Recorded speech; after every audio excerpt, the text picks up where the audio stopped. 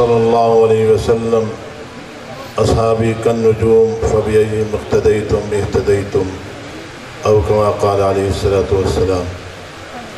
درود شریف پڑھیں اللہم صلی علی محمد۔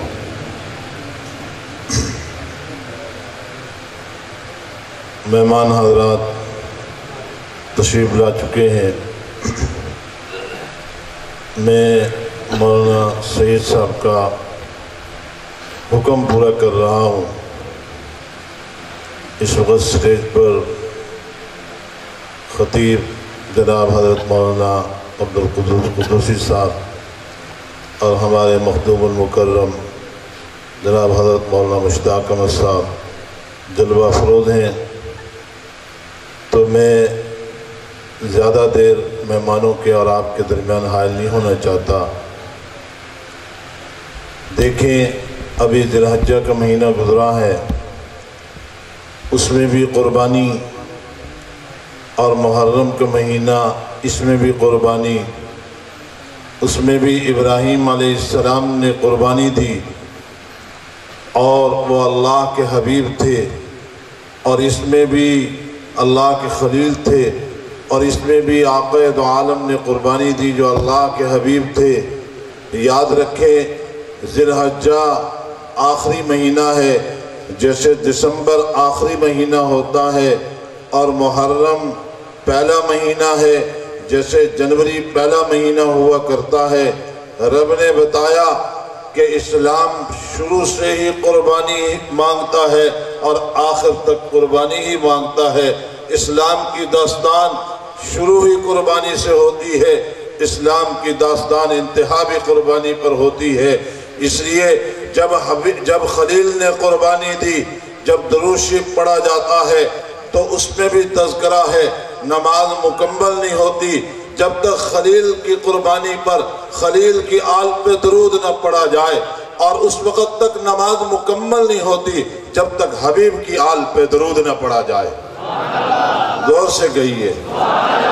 تو اس لیے نماز مکمل نہیں ہے جب تک کہ آل محمد صلی اللہ علیہ وسلم پر درود شریف نہ پڑھا جائے۔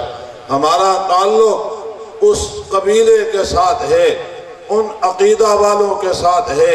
جب توحید کا عقیدہ ہو تب بھی رسالت کے عقیدے پہ فرق نہیں پڑتا، رسالت کا عقیدہ ہو توحید کے عقیدے پر فرق نہیں پڑتا، عظمت صحابہ کا عقیدہ ہو عظمت اہل بیت کے عقیدے پر فرق نہیں پڑتا۔ یاد رکھیے ہماری ایک آنکھ کا نور صحابہ کی عظمت ہے اور دوسری آنکھ کا نور اہل بیت کی عظمت ہے۔ اور میں صرف یہاں پر دو باتیں عرض کر دیتا ہوں جو آپ اچھی طرح سمجھ لیں۔ بہت سے لوگ کہتے ہیں حضرت سیدنا امام حسین نے جب خروج کیا، آپ ان کا مقام ان کا مرتبہ تو سنتے ہی رہتے ہیں، اور یہ سوال بھی سنتے رہتے ہیں کہ حضرت امام حسین رضی اللہ تعالیٰ نے جب خروج کیا صحابہ نے روکا؟ نہیں رکے۔ اور یہ سوال آپ عام طور پر سنتے ہیں کہ صحابہ روکتے رہے، نہیں رکے، اور حضرت امام حسین رضی اللہ تعالیٰ نے خروج کیا۔ کیوں کیا؟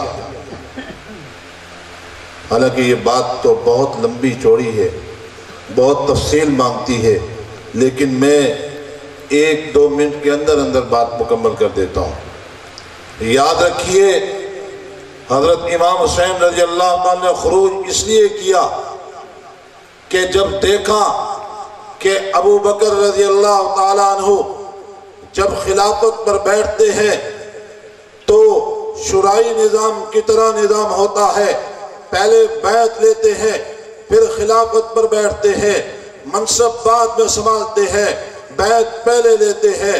حضرت عمر رضی اللہ تعالیٰ عنہ پہلے بیعت لیتے ہیں پھر جو ہے منصب پر بیٹھتے ہیں۔ حضرت عثمان پہلے بیعت لیتے ہیں پھر منصب پر بیٹھتے ہیں۔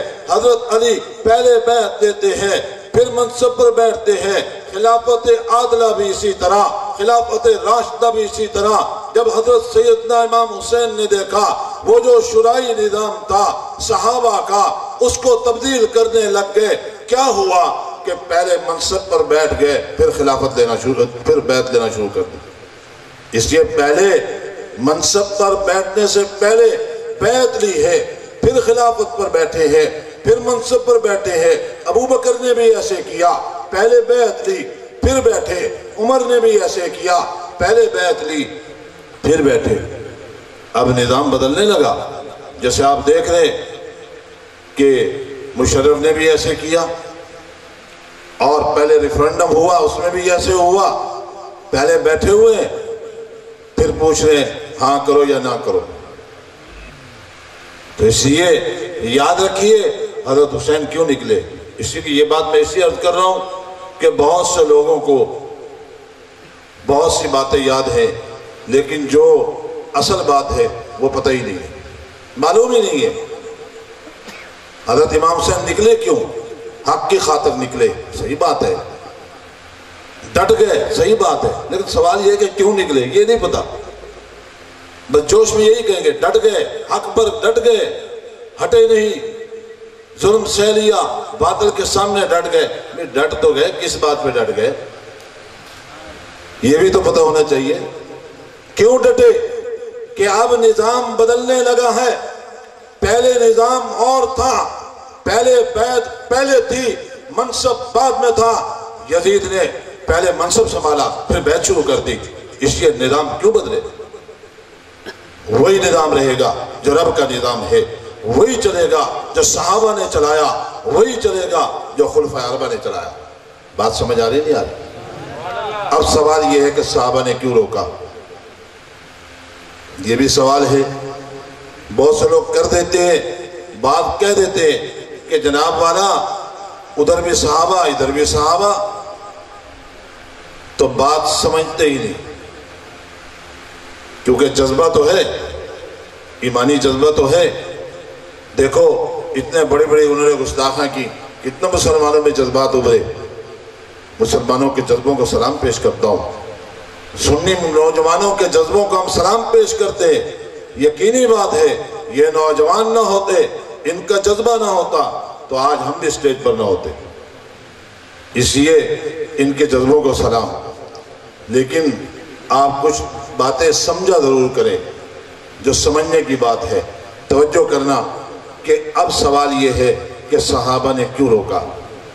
صحابہ نے اس لیے روکا کہ صحابہ کی نظر میں، توجہ کرنا، صحابہ کی نظر میں یہ تھا کہ اس وقت روئے زمین پر شرق سے لے کر غرب تک، شمال سے لے کر جنوب تک، روئے زمین پر اتنی بڑی نسبت رکھنے والا، اتنا بڑی قیادت رکھنے والا، سیادت رکھنے والا، نسبت رکھنے والا، علم رکھنے والا، تقوی رکھنے والا، اتنا بڑا آدمی، بڑا شخص پوری روئے زمین پر نہیں ہے۔ صحابہ نے سوچا کہ ان کو کچھ ہو نہ جائے، یہ جائیں گے، کوفہ والے بے وفا ہے، انہوں نے خط ویسے لکھے ہوئے ہیں۔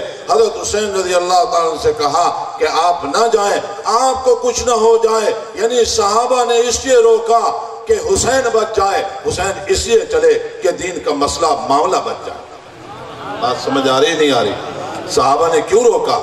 اس لیے نہیں روکا کہ ہم یزید کے ساتھ ہیں، یہ بات اچھی طرح سمجھیں، میں اس کو مثال سے بھی سمجھاتا ہوں۔ اس لیے نہیں روکا کہ یزید کے ساتھ ہم کھڑے ہیں اور تم جو ہے یزید کے مخالف ہو، نہیں، اس لیے نہیں۔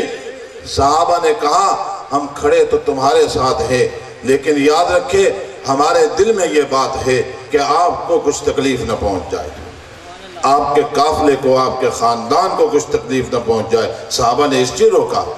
اس کی مثال سمجھیے، میں آج کی مثال دیتا ہوں، بہت دور کی مثال نہیں۔ غازی عبدالرشید شہید رحمۃ اللہ علیہ کھڑے ہوئے نہیں کھڑے ہوئے، لال مسجد کا معاملہ ہوا نہیں ہوا، علماء نے روکا یا نہ روکا، اکابر نے روکا؟ تو آپ بتائیں، میں مجمع سے پوچھنا چاہتا ہوں، سٹیج سے پوچھنا چاہتا ہوں، کیا اکابر نے اس لیے روکا کہ غازی عبدالرشید تو پرویز مشرف کے مخالف کھڑا ہے اور ہم پرویز مشرف کے ساتھ کھڑے، اس لیے روکا؟ بتاؤ بھائی۔ تو اپنے اکابر کی نیت پہ شک نہیں کرتا، صحابہ کی نیت پہ کیسے شک کرتا؟ آج کے دور کے مولوی اور ملا کی نیت پہ شک نہیں ہے، صحابہ کی نیت پہ شک ہے۔ اس سے یہ نہ ہو کہ آپ کسی یزیدی اور خارجی کی کتاب کا مطالعہ کریں اور آپ پھر وہی بات شروع کر دیں۔ اس لیے صحابہ کی عظمت کے متعلق، اہل بیت کی عظمت کے متعلق، آل علی اولاد نبی کے متعلق ذرا احتیاط سے قدم رکھیے۔ یہ نہ ہو قدم ڈگمگا جائے اور آپ بھی کہنے لگ جائیں صحابہ تو روکتے رہے، حضرت حسین کیوں نہ رکے؟ میرے بھائیوں، میرے دوستو، جلیل القدر صحابہ روکتے رہے۔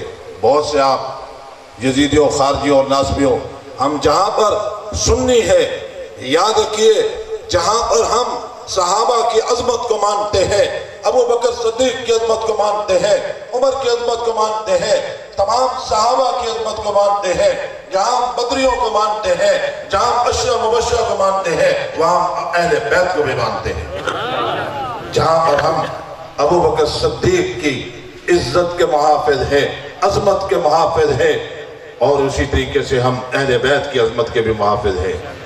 وہ لوگ محافظ نہیں ہیں جو اہل بیت کا نام لے رہے ہیں، یاد رکھیں، وہ تو اہل بیت کا نام آپ کو دھوکے کی بنیاد پر لے رہے ہیں، وہ تو آپ کو دھوکہ دے رہے ہیں۔ ان کو تو اہل بیت کا کوئی علم ہی نہیں ہے کہ اہل بیت کا اور صحابہ کے ساتھ آپس میں کتنی محبت تھی، ان کو تو پتہ ہی نہیں ہے۔ حضرت حسین رضی اللہ تعالیٰ عنہ بیٹھے ہیں، جنازہ پڑھ کے آئے ہیں، پاؤں کے اوپر مٹی ہے، محدث وقت، محدث امت، محدث صحابہ کے، محدثین کی جماعت کے امام حضرت سیدنا ابو ہریرہ رضی اللہ تعالیٰ عنہ اپنی چادر مبارک اتارتے ہیں، حضرت حسین رضی اللہ تعالیٰ عنہ کے پاؤں کی مٹی صاف کرنے لگ جاتے ہیں۔ حضرت حسین کہتے ہیں چچا آپ کیا کر رہے ہیں؟ آپ تو جلیل القدر صحابی ہے، آپ تو جو ہے وقت کے محدث ہے، آپ سے زیادہ تو کسی نے حدیث نہیں پڑھی، حدیث نہیں کسی نے سنی آپ سے زیادہ حضور سے، تو آپ یہ کیا کر رہے ہیں؟ تو حضرت ابو ہریرہ کہتے ہیں کہ یاد رکھو کہ اے حسین میں یہ لوگوں کو دکھانے کے لیے کر رہا ہوں کہ تیرا کتنا بڑا مقام ہے۔ میرے بھائیوں، وہ حسین جس کو صحابہ دیکھ کر کھڑے ہو جاتے ہیں، حضور صلی اللہ علیہ وسلم کی طرح صحابہ کندھوں پہ ان کو اٹھا لیتے ہیں، وہ حسین رضی اللہ تعالیٰ عنہ جس کے گلے پر آپ جو ہے پیار دیتے ہیں، جس کے بارے میں پیشن گوئی دیتے ہیں، جن کو جو ہے گھٹی آپ خود دیتے ہیں، وہ حضرت سیدنا امام حسین رضی اللہ تعالیٰ عنہ جن کی اولاد سے سیدات چلتے ہیں۔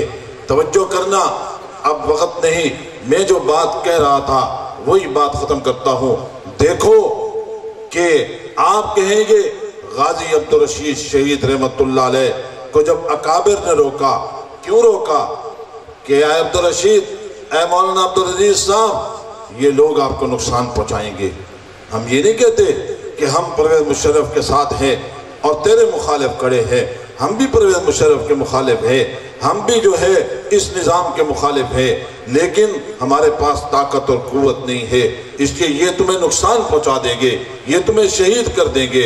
آج کے مولوی اور ملا کی نیت پہ شک نہیں، صحابہ کی نیت پہ بھی شک نہ کر، اس لیے صحابہ کے بارے میں بھی یہ بات نہ کہے۔ میرے بھائیوں، میرے دوستو، اس لیے یاد رکھیے صحابہ نے اس لیے روکا حسین بچ جائے، حسین اس لیے گئے کہ اسلام کا مسئلہ بچ جائے۔